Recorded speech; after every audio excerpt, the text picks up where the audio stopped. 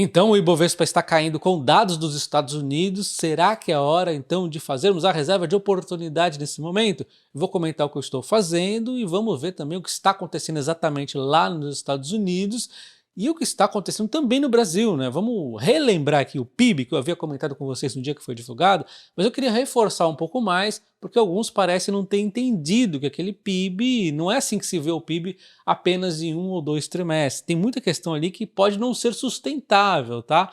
Bom, vamos começar falando exatamente do PIB, depois eu falo dos Estados Unidos e depois eu mostro ali como está a minha reserva de oportunidade. Então, primeiro, rapidamente retomando a questão do PIB, que ele cresceu 1,4, era esperado 0,9, ele cresceu acima, é um bom crescimento, vem numa sequência de alta, né? E aí a gente se pergunta, por que então que a bolsa não subiu? Já que o principal balizador para uma economia, pelo menos para as empresas, seria ali o PIB, né? Porque as empresas elas tendem a crescer em média ali no PIB, né? E aí, obviamente, as empresas da bolsa são a maioria delas melhores, aí crescem até acima do PIB e tudo mais, né? Mas enfim, o PIB é um grande balizador para as empresas. E por que o PIB vindo 1,4 a bolsa não andou? A bolsa não reagiu em relação a isso. E aí eu vou comentar com vocês aqui o porquê. O primeiro ponto é que você tem que pensar numa sustentabilidade desse PIB, né? Será que vai continuar crescendo assim? Até quando, né? Então a gente vê aqui, primeiro ponto, o agro, né? O agro ele vem decaindo. Ele estava em 1,4 ali em 2023, no primeiro trimestre, aquele trimestre forte, e depois ele foi aqui caindo e caindo e caindo, chegou no patamar até levemente negativo. Olhando isso aqui, tá super tranquilo, pô, 0,2 negativo é normal, é um negócio que muda muito, né, de um trimestre para o outro, além do mais ele tá num patamar alto já, né, só que o grande ponto é aquele que vem impulsionando a economia. E outro ponto é que nós temos aqui algumas questões climáticas, principalmente no Mato Grosso, que está um pouco problemática. Tem várias empresas abrindo recuperação judicial, como eu já vou mostrar para vocês, né? Eu venho mostrando aqui para vocês que o agro, não é que ele esteja ruim, está sob sinal de atenção, um alerta ali em algumas questões do agro, alguns pontos, principalmente o Mato Grosso ali, né? Então, já é um primeiro ponto que nós temos que monitorar. Não estou falando que vai dar ruim, mas vamos monitorar aí, porque o agro sempre foi o pulmão aqui do PIB do Brasil, né? Pelo menos nos últimos anos é o que vem fazendo aqui o Brasil crescer bastante, já há um bom tempo. O setor industrial foi muito bom, vem numa sequência de altas, chegou um 0,8 bacana nesse momento, beleza. O serviço, olha só, já vem crescendo aqui já há um tempo, né? Desde ali do 3T, e aí, realmente, nós estamos vendo aqui um crescimento acontecendo, exceto o agro ali que está sob alerta, mas o PIB cresceu no final das contas. A economia deveria fazer a bolsa se animar. E o porquê que não? E o primeiro ponto que nos chama atenção nesse crescimento do PIB é o consumo. Conforme eu já havia comentado com vocês, o consumo das famílias e do governo cresceu. O consumo da família, a gente pode ver aqui de vermelho, vem crescendo bastante. Isso não necessariamente seria ruim, tem que entender os porquês, né? A gente já vai falar. E o consumo do governo aqui, que está de preto, que na verdade eu não gosto desse consumo, quase sempre é ruim, né? E ele vem crescendo bastante. E isso aqui já é um mau sinal, né? E ele acaba fazendo ali o PIB crescer junto, tá? E aí nós vemos aqui então o consumo da família crescendo de forma muito forte aqui nesse 2024, e o consumo do governo já vem forte desde o quarto T de 2023, um grande consumo, né? O consumo das famílias avançou 1,3 na margem, com crescimento anual então de 4,9. Isso tudo são dados do governo, tá? gov.br. E aí, acontece, consumo do governo a gente entende que não é um bom consumo, porque afinal, se fosse tão simples assim, era só o governo sair gastando que estava a mil maravilhas. Então, até esse momento, nós concluímos o seguinte: ficar de olho no setor agro, em termos de crescimento geral do PIB, nós temos que olhar ali esse consumo que está acontecendo, consumo no setor governamental ruim, consumo das famílias, vamos entender. E aí, olhando os consumos das famílias, temos aqui um impulsionador que é um impulsionador fake, não é sustentável, que é os auxílios aqui crescendo cada vez mais. A gente olha aqui o Auxílio Brasil de laranja, contra o Bolsa Família aqui, que eles ficam mudando de nome, não é uma palhaçada, nós podemos ver o grande salto. Em 2022 nós temos 69 bilhões de Auxílio Brasil contra, em 2023, 134 bilhões ali do novo Bolsa Família, né? E mais ainda o Auxílio Brasil. Tudo isso vai incrementando cada vez mais, tá? E aí a gente olha aqui, em 2024, já zerou o Auxílio Brasil, nós temos o novo Bolsa Família, estamos no meio do ano, já fazendo 67 bilhões. A expectativa é bater ali a marca dos 160 bilhões em 2024. E aí vocês devem ter visto, por que não tem mais para trás? É por conta que nós tivemos aqui também o auxílio emergencial, né, da pandemia ali em 2020. Olha o problema que nos deu isso aqui, trouxe aquela inflação, trouxe todo aquele problemão, né? Foi realmente valores muito altos, mas é algo ano específico, são questões específicas, né? Então 2020 foi algo pontual, a gente descarta isso. 2021 aí começou a substituir ali pelo Auxílio Brasil, né? A gente vê então este patamar aqui como um comparável, 69 bilhões contra, por exemplo, a projeção para o ano seguinte de 167,2 bilhões, e sempre, esse negócio sempre acaba ainda estourando, né? Então é bem capaz de passar aqui a marca dos 170 e tantos bilhões, né?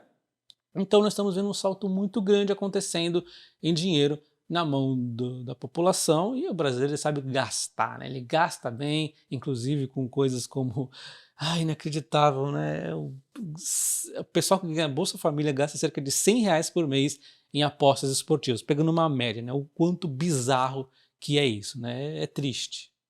Como diz essa matéria, quem recebe Bolsa Família chega a gastar mais de R$ 100 por mês em apostas esportivas. O Brasil, que é o maior país, um dos maiores apostadores do mundo aí, né?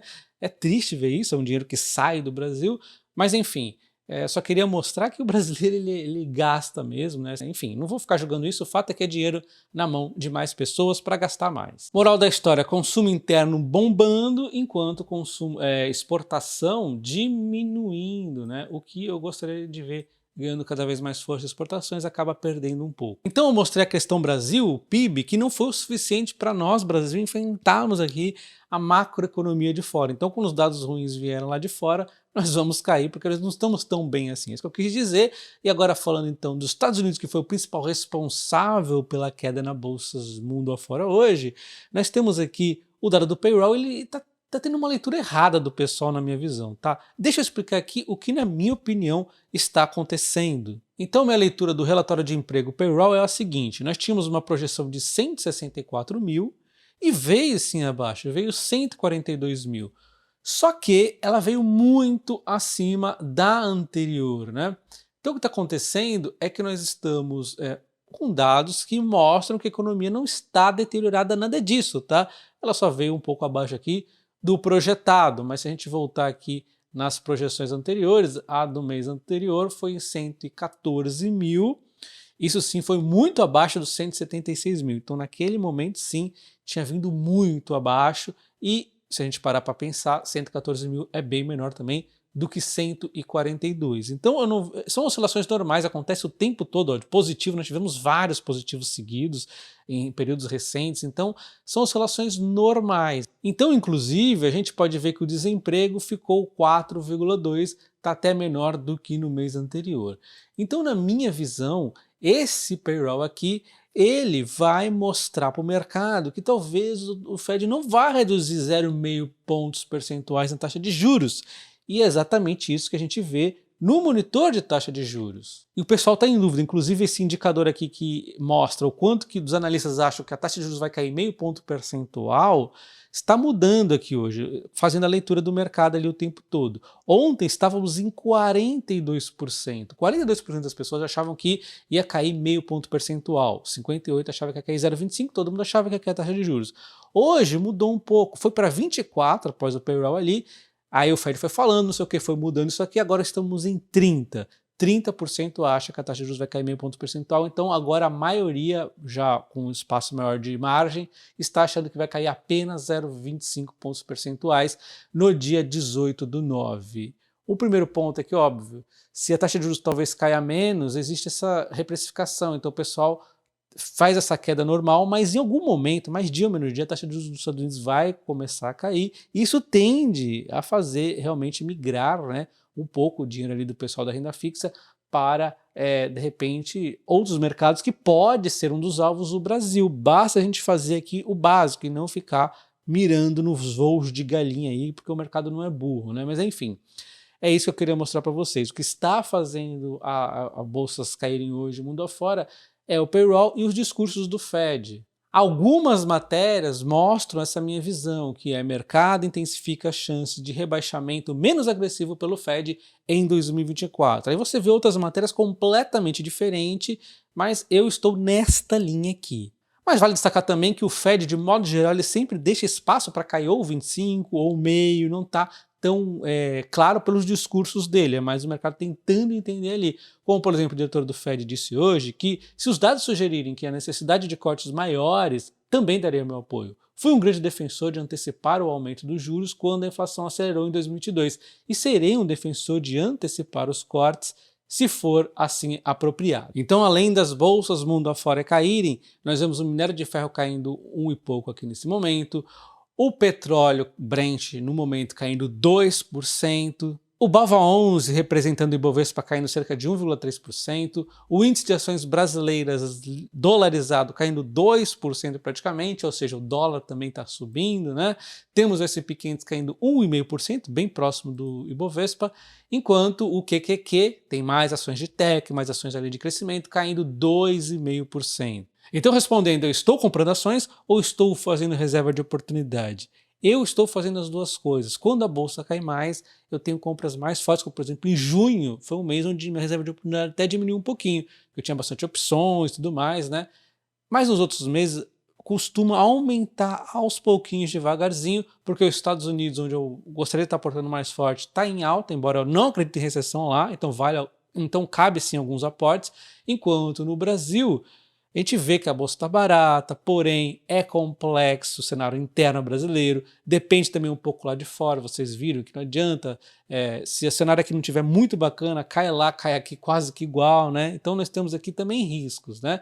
Então eu vou comprando sim, porque eu tenho bastante ações não à toa por conta disso, né? Para poder estar sempre alguma ação ali para comprar. Vale, por exemplo, eu acho que está barata, tem Petrolíferas, tem sempre alguma empresa aqui, mas eu acho que não vale a pena queimar tudo neste momento a reserva de oportunidade. No fim de semana eu comento um pouco mais o que eu comprei, o que tenho de reserva de oportunidade, tá? Mas de modo geral. Então minha reserva de oportunidade aqui no Brasil eu deixo em CDB de liquidez imediata, sem grandes invenções, e nos Estados Unidos eu tenho uma reserva também que tem no ETF, mas é coisa que eu não estou mais fazendo. Tá lá parado, né? Porque agora o senhor Lula resolveu colocar um imposto lá, né? Então antes eu vendia até 35 mil, tava de boa. Agora tem um impostinho ali, né? Então eu tô focando aqui na Coinfury, onde eu deixo o dinheiro tranquilo, aqui eu faço um Pix em reais, por exemplo, deixo lá em dólar, ele está rendendo 6% ao ano, só que ele rende diariamente, né? Então, por exemplo, aqui, eu já transferi mais um pouquinho ali na carteira Spot, que é onde eu compro as ações do exterior, para cobrir ali algumas compras que eu fiz, né? Então, tá me rendendo aqui, por exemplo, 3,33 dólares todos os dias. Se a gente fizer a conta, 3,33 vezes 30 dá 100 dólares praticamente ali por mês, vezes 5,50, né, que está mais ou menos dólar, está até mais que isso que subiu hoje, mas enfim, dá 550 reais todos os meses que eu estou ganhando aqui na Coinfury, e vai fazendo a bola de neve girar. E está em dólar, se esse dólar sobe, esse dinheiro também aumenta mais, né? Então é como se eu pudesse comprar 550 reais em ações do exterior sem colocar minha mão no bolso, além dos reinvestimentos de dividendos, né? E se você quer abrir conta na Coinfury para ganhar com a sua renda fixa em dólar, além de poder comprar ações do Brasil, do exterior, Bitcoin se você quiser também, eu vou deixar meu código de convite Top Ações na descrição do vídeo, e você utilizando esse código, você concorre até R$ 1.250 em ações do Banco do Brasil. Um abraço e até o próximo. Valeu!